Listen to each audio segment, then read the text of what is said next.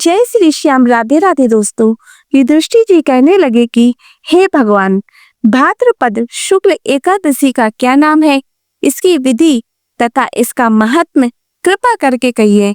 तब भगवान श्री कृष्ण कहने लगे कि इस पुण्य, स्वर्ग और मोक्ष को देने वाली तथा सब पापों का नाश करने वाली उत्तम वामन एकादशी का महात्म्य मैं तुमसे कहता हूँ, तुम ध्यानपूर्वक सुनो। परिवर्तनी एकादशी, इसका यज्ञ करने से वाजपेयी यज्ञ का फल मिलता है। पापियों के पाप का नाश करने के लिए इससे बढ़कर कोई उपाय नहीं है। जो मनुष्य इस एकादशी के दिन मेरी वामन रूप की पूजा करता है, उससे तीनों लोग पूज्य होते हैं। अतः मोक्ष की इच्छा करने वाले मनुष्य इस व्रत को अवश्य करें। जो कमल नयन भगवान का कमल से पूजन करते हैं, वे अवश्य भगवान के समीप जाते हैं। जिसने भाद्रपद शुक्ल एकादशी को व्रत और पूजन किया, उसने ब्रह्मा विष्णु सहित तीनों लोगों का पूजन किया।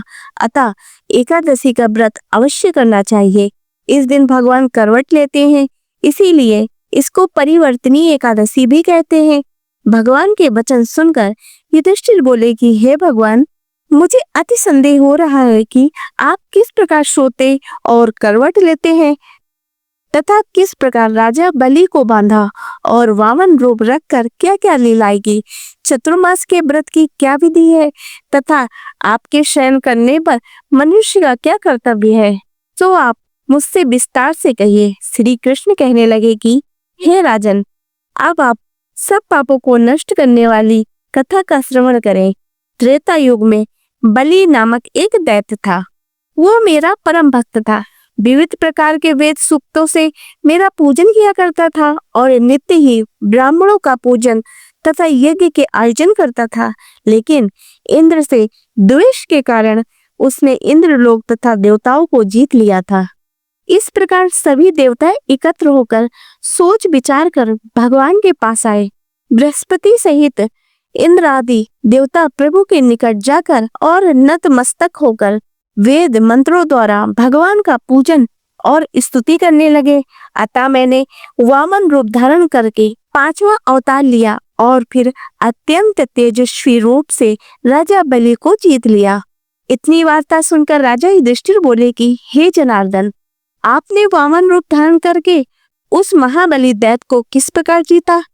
श्री कृष्ण कहने लगे, मैंने वामन रूपधारी ब्रह्मचारी बलि से 3 पग भूमि की याचना करते हुए कहा, ये मुझसे 3 लोक के समान है और हे राजन, यह तुमको अवश्य ही देनी होगी।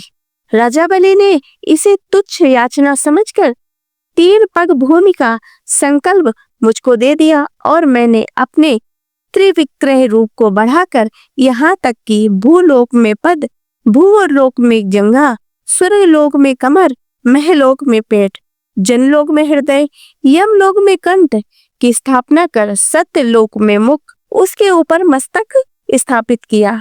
सूर्य, चंद्रमा आदि सब ग्रह, गण, योग, नक्षत्र, इंद्र आदि देवता और शेष आदि सब नागगणों ने विविध प्रकार से वेद सूक्तों से प्रार्थना की। तब मैंने राजा बलि का हाथ पकड़कर कहा, हे राजन, एक पग से पृथ्वी, दूसरे से स्वर्गलोक पूर्ण हो गए। अब तीसरा पग कहाँ रखूं? तब बलि ने अपना मस्तक झुका लिया और मैंने अपना पैर उसके मस्तक पर रख दिया, जिससे मेरा वह भक्त पाताल को चला गया। फिर उसकी विनती और नम्रता को देखकर मैंने कहा, हे बलि, मैं सदैव तुम्हारे निकट ही रहूंगा। विरोचन पुत्र बलि के कहने पर भाद्रपद शुक्ल एकादशी के दिन बलि के आश्रम पर मेरी मूर्ति स्थापित हुई। इसी प्रकार दूसरी क्षीर सागर में शेषनाग के पृष्ठ पर हुई। हे राजन, इस एकादशी को भगवान शयन करते हुए करवट लेते हैं, इसीलिए तीनों लोकों में स्वामी भगवान विष्णु का उस दिन पूजन करना चाहिए। इस दिन तांबा, चांदी, चावल और दही का दान करना चाहिए। रात्रि को जागरण अवश्य करना चाहिए। जो विधि पूर्वक इस एकादशी का व्रत करते हैं, वे सब पापों से मुक्त होकर स्वर्ग में जा चंद्रमा के समान प्रकाशित होते हैं और यश पाते हैं। जो पापनाशक इस कथा को पढ़ते या सुनते हैं, उनको 1000 अश्वमेध यज्ञ का फल प्राप्त होता है। तो दोस्तों, आशा करती हूँ कि आपको ये व्रत कथा पसंद आई होगी। यदि ये व्रत कथा पसंद आई हो तो इसे लाइक करें तथा चैनल को सब्सक्राइब करें।